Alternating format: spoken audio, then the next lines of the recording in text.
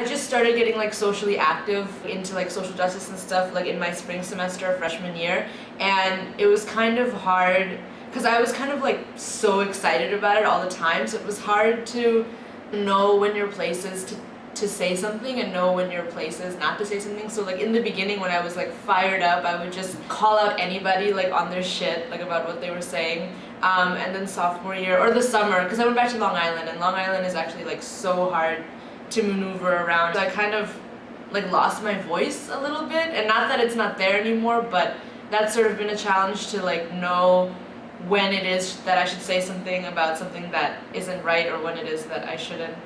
My parents both immigrated here when they were like 19, like when they were our age, so they came here and they like kind of started their life in Queens, had me, had my little brother, and like have been sort of surviving that way. So hearing everything like in the media that like some presidential candidates are saying about like how immigrants don't belong here and stuff, and how they're like just bad people, is like really hurtful to me, because my parents have like worked so hard to make sure that like I'm at peace here.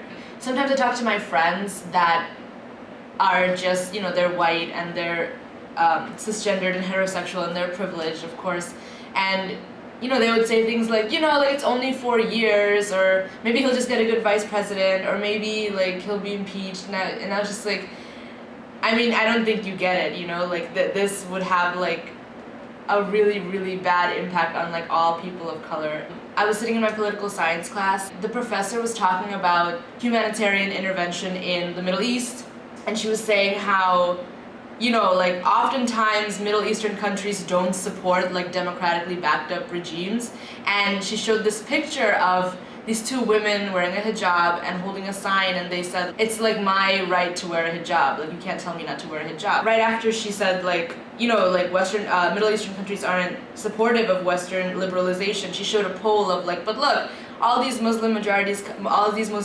countries like say in this poll that they back like democracy in their countries.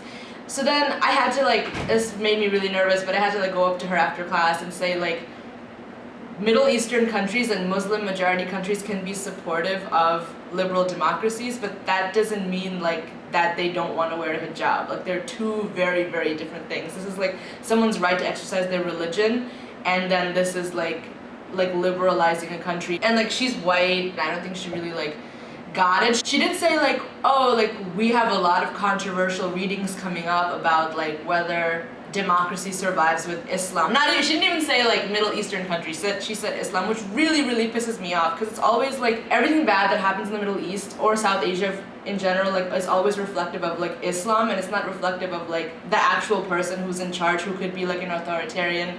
And then I left class and I was like, I have to sit through class and listen to like how my religion isn't compatible with democracy. Like, do I really, really need to do that? Like, does that really need to be included in the curriculum? You know what I mean? It makes a difference. It might not seem like it doesn't, but definitely like make friends that are people of color too. It just helps, like, as much as someone can be an ally to you, it just helps so much when someone actually understands where you're coming from and where you're going. Specifically like my friend group has been really supportive of like any sort of oppression or marginalization that I feel like. My roommate is biracial, so that's really helped a lot, like coming home to her and like talking about it, because she gets it too. I just recently was appointed to be on the e-board for South Asian Society, so I'm like I'm so pumped to find a home there. Of course, like the MSSC has always been a place, has always been like a safe space for anybody. I don't go there that often, but when I do, I never feel like I have to sort of like watch my back or anything like that. You know, it's really, really comforting to be there.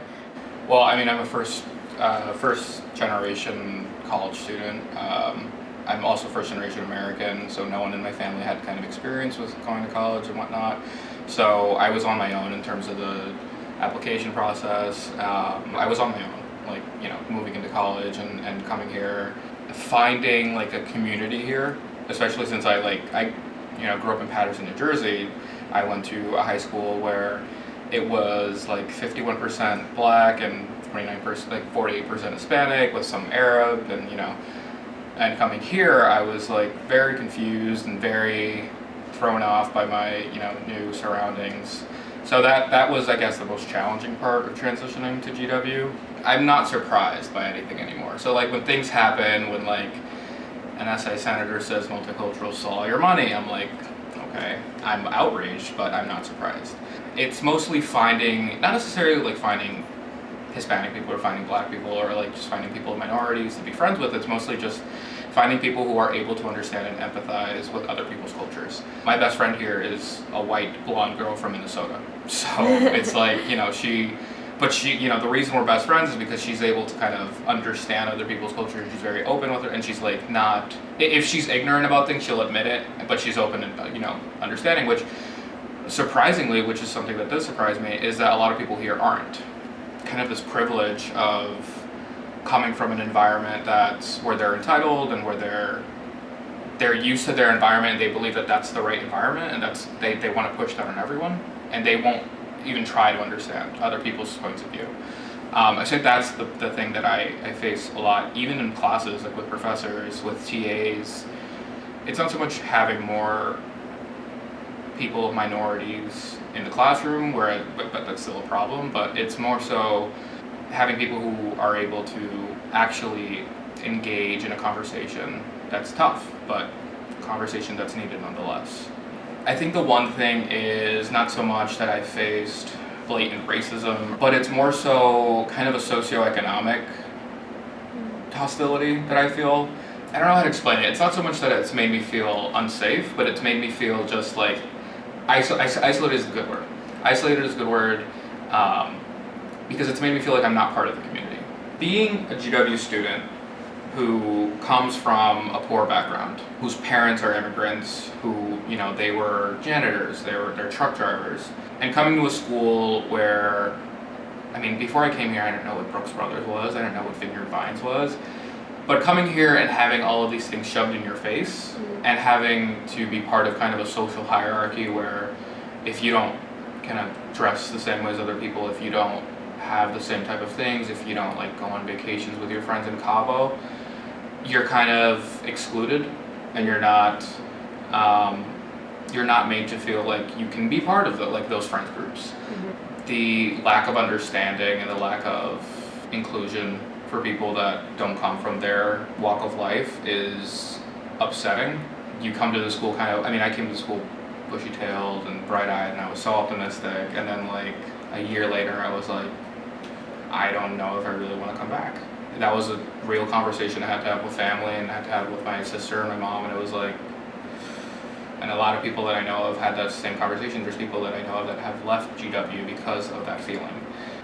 It's mostly just getting through it and struggling to get through it, and like my mom would just be like, just sigue luchando, just keep struggling, you'll be fine. I've gone through worse. You can get through this. So I think that's what's kept me here. But there's been serious moments where I'm like, I don't know if I belong. I don't know if I'm at Colonial.